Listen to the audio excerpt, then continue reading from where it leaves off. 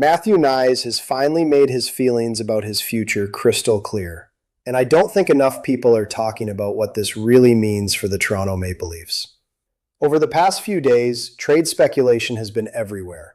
Reports surfaced that the New York Rangers made a serious push to acquire Knies, yet Toronto refused to move him. And when you put that together with everything Knies has said about wanting to be part of this organization, I think we're looking at a moment that says a lot more about the Maple Leafs' future than just one trade that never happened. The latest reporting indicates the Rangers were one of the teams that showed significant interest in bringing Knies to New York. From what has been reported, Toronto listened, but there was one major problem. The Maple Leafs valued Knies so highly that the asking price became far too steep. The discussions never turned into a completed trade because Toronto simply wasn't prepared to part with one of its most promising young players unless the return completely changed the direction of the franchise. That immediately caught my attention. Every general manager receives calls about talented young players. That's part of the job. But the way this situation has been described tells me something important. The Maple Leafs weren't treating Matthew Knies like another trade chip. They were treating him like someone they believe is part of their foundation. And that's a massive statement. Here's how I read this situation. After a frustrating season that ended with Toronto missing the playoffs, many people expected major changes.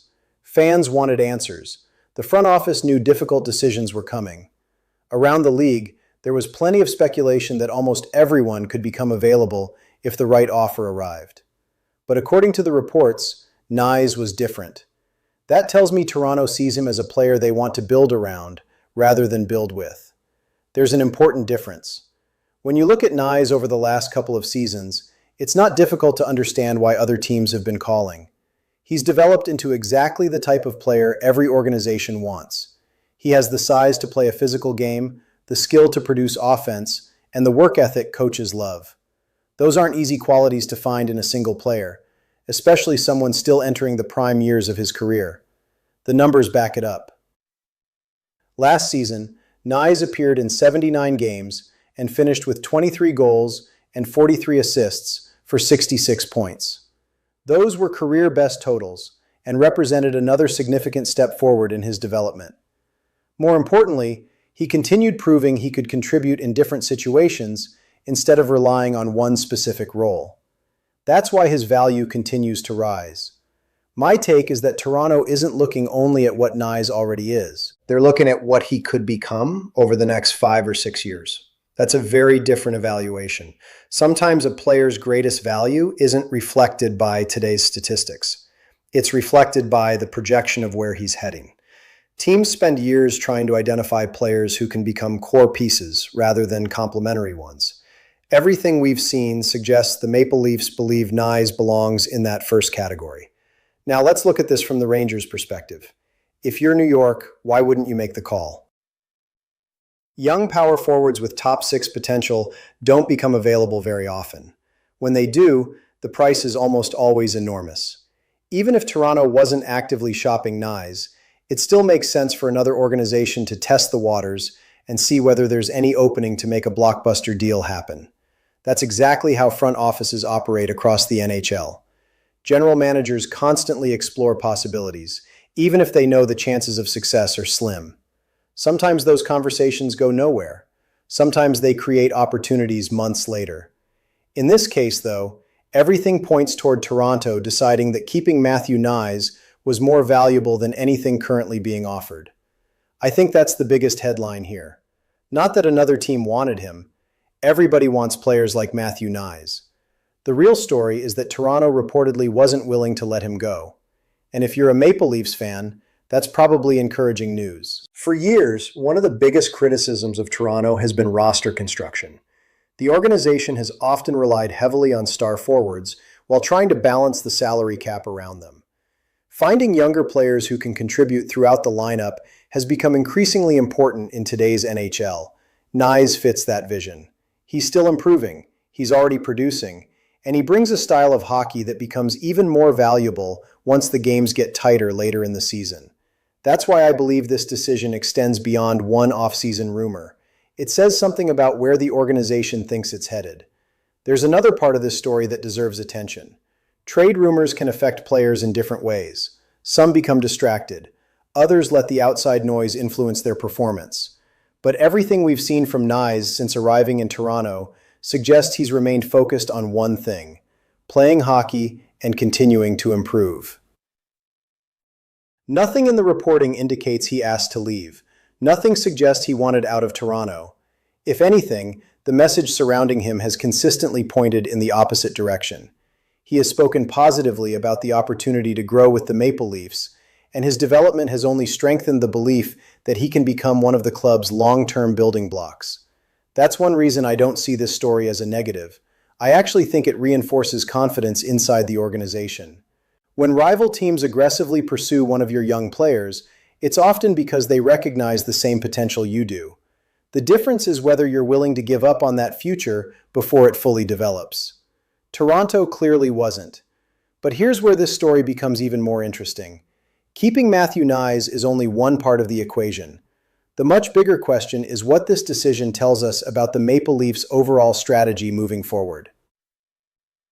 Because if Toronto has decided Knies is untouchable, then somebody else could eventually become the centerpiece of future trade conversations. Because if Toronto has decided Matthew Knies is essentially off the table, then the conversation naturally shifts to one very important question. If the Maple Leafs are preparing to make another significant move before the season begins, who becomes the player other teams start asking about instead? That's where I think this story gets even more fascinating.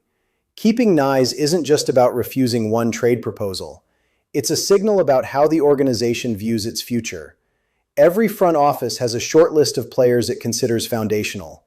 Those are the players you only move if the return is extraordinary. Based on everything that's been reported, Knies appears to have earned a place on that list. From my perspective, that's a remarkable rise. It wasn't that long ago he was entering the league, with plenty of promise, but also plenty of questions. Could his physical style translate consistently at the NHL level?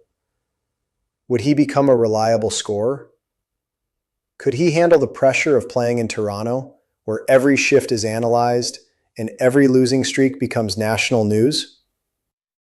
Over the last 2 seasons, he's answered many of those questions. Not by making headlines every week, not by chasing individual awards, but by steadily becoming a more complete hockey player. That's often how organizations identify future cornerstones. They don't just look at highlight reel goals. They pay attention to consistency. They look at how a player performs in difficult situations, how he competes along the boards, how he responds after a tough game, and whether teammates trust him when the pressure increases. Knies has continued checking those boxes.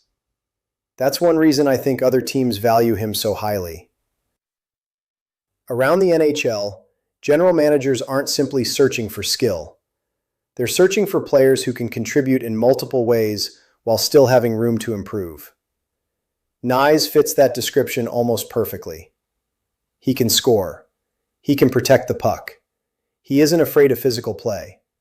And perhaps most importantly, he's still developing. That's a combination every organization would love to have. Now, here's where I think Toronto deserves some credit.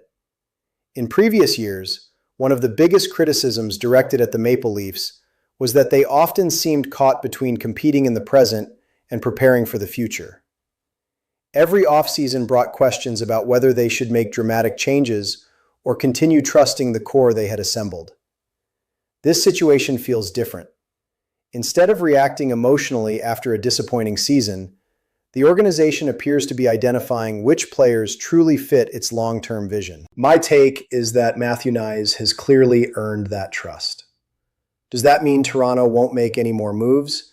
Not at all. In fact, I still expect the Maple Leafs to remain active if opportunities present themselves.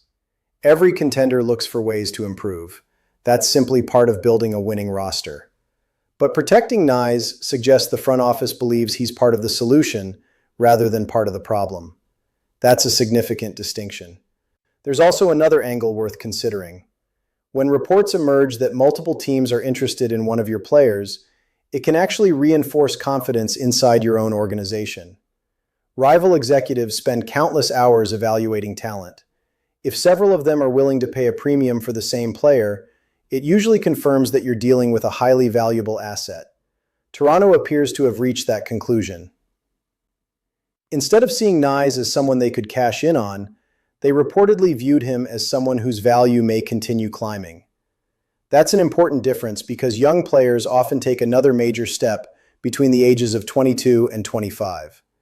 If Knies continues progressing at his current pace, today's asking price could eventually look modest compared to what his value becomes a few seasons from now. That's why patience can be one of the hardest but smartest decisions an NHL front office makes. Of course, keeping a talented player is only the beginning. Eventually, expectations increase. The next challenge for Knies isn't proving he belongs in the league. He's already done that. The next challenge is proving he can become one of the players opponents have to game plan against every single night. Based on what we've seen so far, I think he's moving in that direction. He's become more confident with the puck. His offensive instincts continue improving. And he's found ways to impact games even when he isn't filling the score sheet. Those are qualities coaches appreciate because they create consistency over the course of a long NHL season. I also think this story says something about where the Maple Leafs believe they're heading. Organizations don't reject serious interest in young players unless they genuinely believe those players will be central to future success.